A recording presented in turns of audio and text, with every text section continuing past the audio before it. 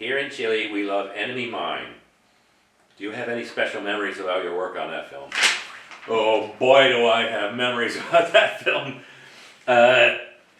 Enemy Mine gives me very mixed emotions because I think the film's a fine film. Lou Gossett did a fantastic job, really, really great. But I worked on the first version with Richard Loncraine directing, and we shot in Iceland for I think 6 weeks, and grueling, very, very hard shoot. But the footage was fantastic, and I think Richard Loncraine would have made a much better movie, a much more intimate classic, I think. And so I had that counterweight to everything that is in the film that you saw. But there was a lot of great stuff about Enemy Mine, and we shot in all the soundstage stuff was in Munich, Germany, and that was fun, a great experience. I love going on location and all that stuff.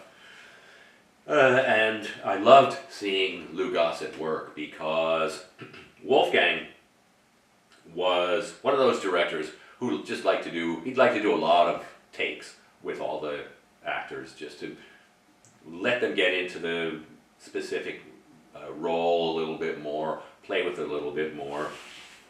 And so Lou was having to do, 20, 30 takes sometimes on some of his stuff. And what was amazing to watch with him is that every single take was different. They were all good, but he just had this ability to vary the whole character. Almost he could almost change 30 different faces within the same character, and that was amazing to see. That was really, really wonderful. And I really liked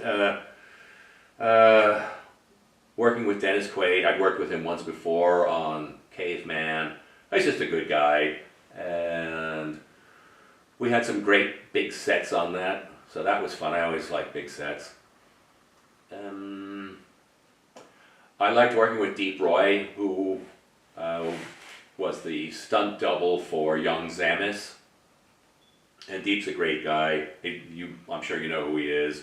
Very famous. He's been in so many movies, it's embarrassing. At any rate, what else about Enemy Mine? There was so much I liked about the first version, the design sense, everything about it. I was just kind of like, this is going to be a really good classic movie. And then they closed it down and, brought Wolfgang in, who had a very different vision. He was kind of going for more of the much more commercial sci-fi look of that day, the post-Star Wars look. So, yeah, I think it's a great film. I just missed the film it could have been as well. So I think that's it. That was the last question. Anyway, I hope you guys are doing great. I hope this interview has at least kept you from falling asleep for a few more minutes. And, I still hope to someday make it down to Santiago. And if I do, I'd love to get together with you guys and chat some more. So, that's it for now. Take care. So long, Mundo Bizarro.